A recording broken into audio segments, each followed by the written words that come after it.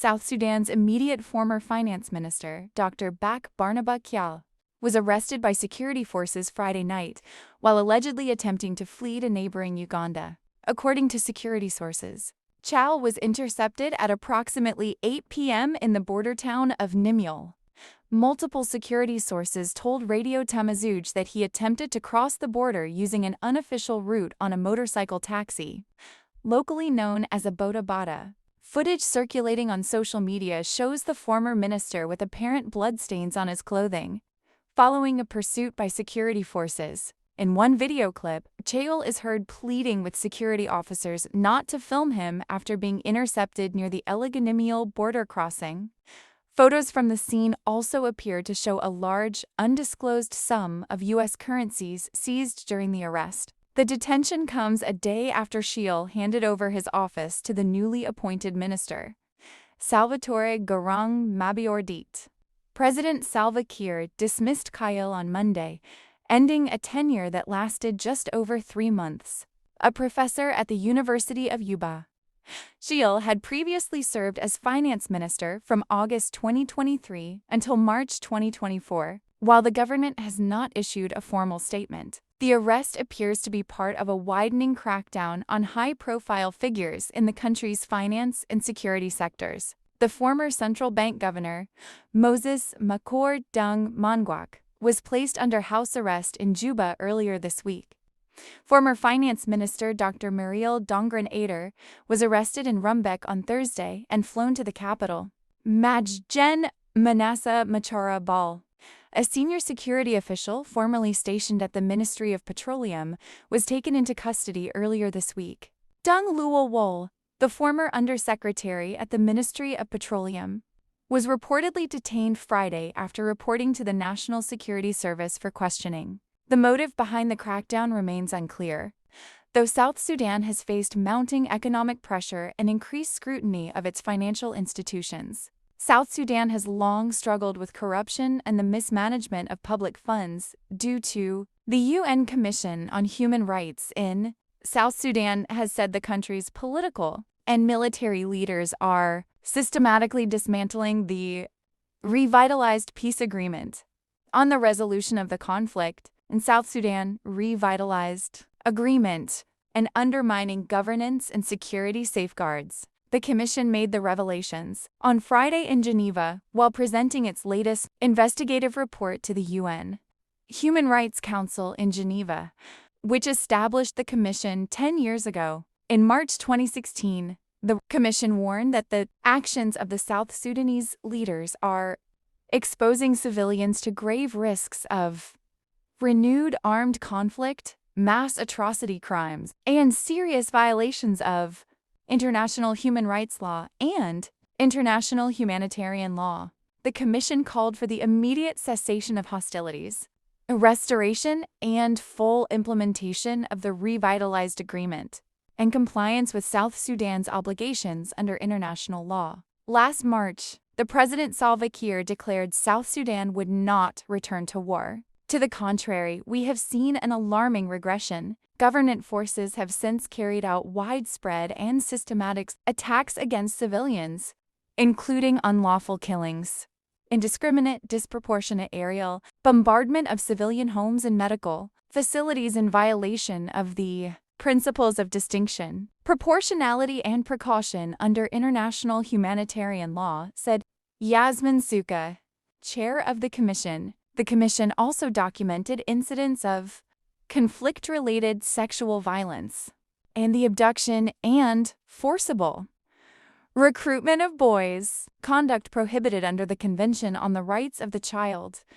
its optional protocol, and customary law. Taken together, these acts may constitute war crimes and crimes against humanity under international law, she added. The new report draws on independent investigations conducted in South Sudan, focused on events and cases in 2025. While noting distressing new developments, the Commission found that armed forces, under ruling party command, are now most responsible for attacks against civilians, including patterns of targeting linked to ethnicity and perceived political affiliation, added Suka, as attacks on Nuer civilians by government forces continue escalating, particularly in Jonglei. We see that the ethnic dimensions to renewed violence are inseparable from the politicized detentions and prosecutions of opposition leaders, which are also ethnically charged. In March 2025, the ruling SPLMIG party detained opposition members across the country, including 8 opposition leaders, among them the first Vice President Dr. Riek Machar,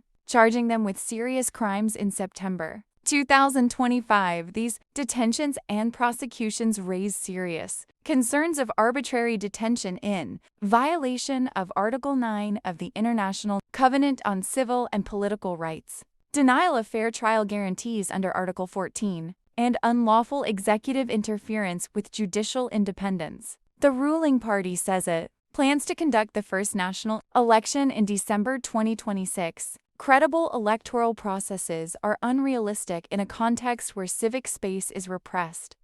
Conflict rages, more than 3 million people are internally displaced, and key opposition leaders are arbitrarily detained during a politicized trial, added Suka.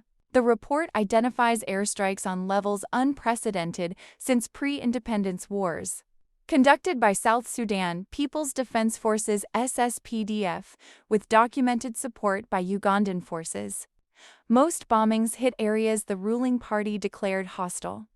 Civilian homes, hospitals, and opposition sites are targeted in attacks.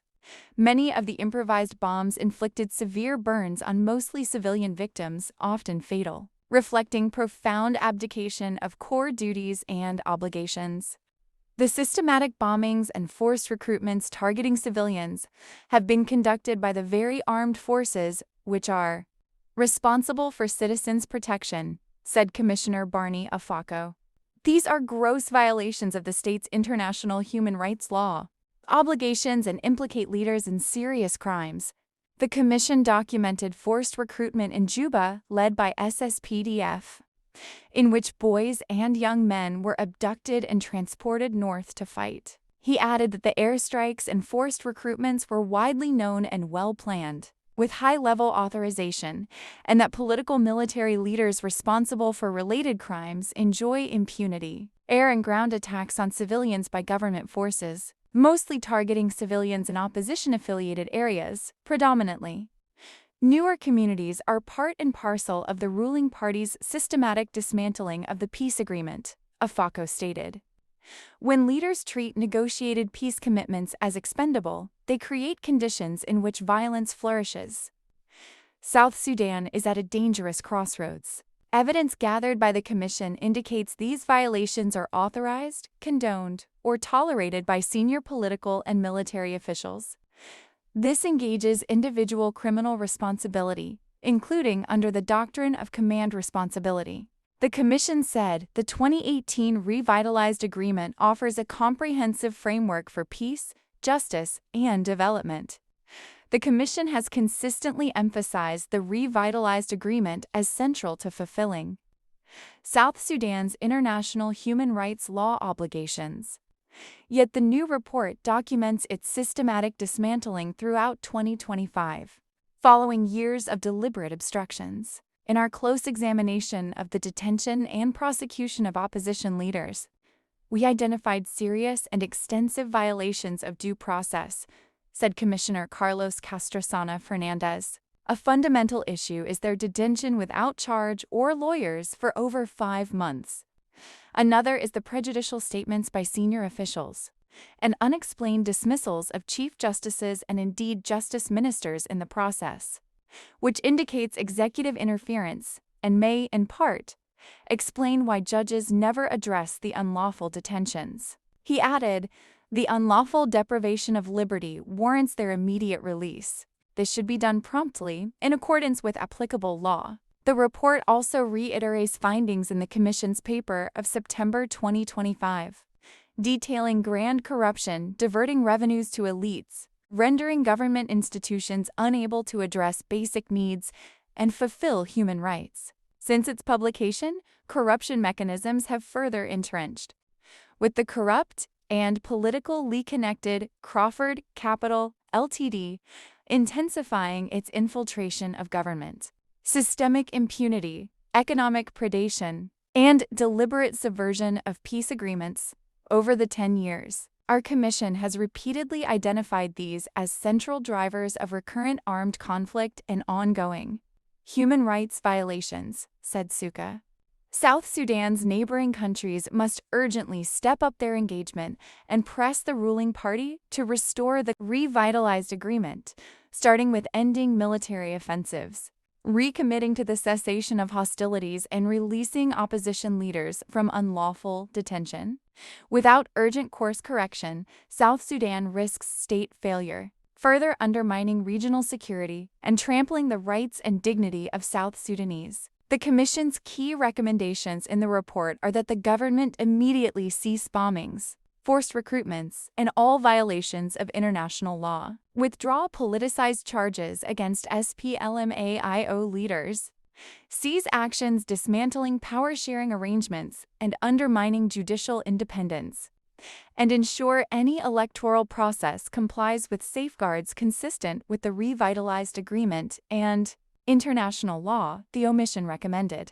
To all armed forces and non-state armed groups, cease attacks on civilians, guarantee humanitarian access, and enforce accountability for rights violations. The Commission urged the African Union and United Nations organizations and member states to demand compliance with the revitalized agreement and establish a credible mechanism to restore the transition, immediately operationalize the hybrid court for South Sudan, fully fund humanitarian and civilian protection, and condition political support on respect for human rights obligations, the Commission urged. South Sudan's National Security Services arrested former Minister of Finance and Planning Dr. Mariel Dongren.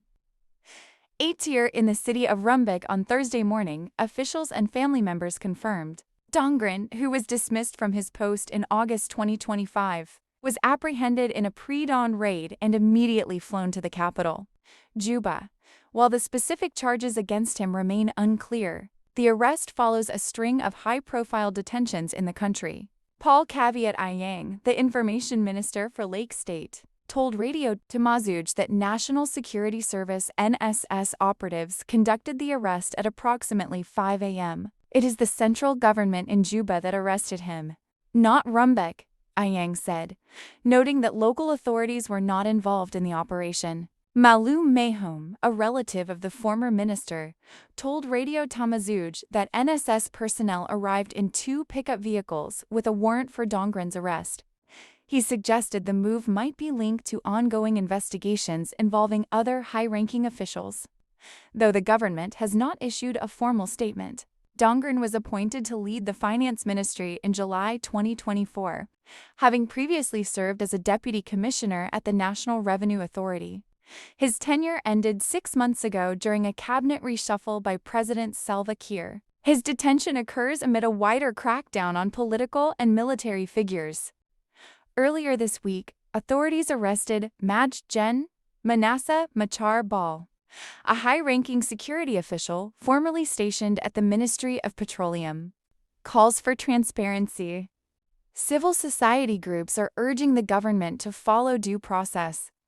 Daniel Letcon, a coordinator for the Community Empowerment for Progress organization, CEPO, said reports of a crackdown on financial malpractice have circulated for days. As civil society, we call for a quick investigation so that these individuals are brought before a court of law, Khan said. It is only the law that should determine whether these accusations are true or not. The South Sudanese government has not yet commented on whether the recent arrests are part of a broader anti-corruption probe or related to internal political shifts. As President Kiir is checking his own country as we speak now, please, if you are our subscriber, make sure that you subscribe to our YouTube channel for daily news and be our guest all the time so that you'll get every information we provide in this platform. Now, all the politicians in South Sudan now are in danger, including top general, all the top politicians in the country are in danger. Everyone is looking for his own way to escape the country. Some are already in house arrest, some escape the country, and some still in unknown place as we speak now. Stay tuned, stay connected. Bye bye.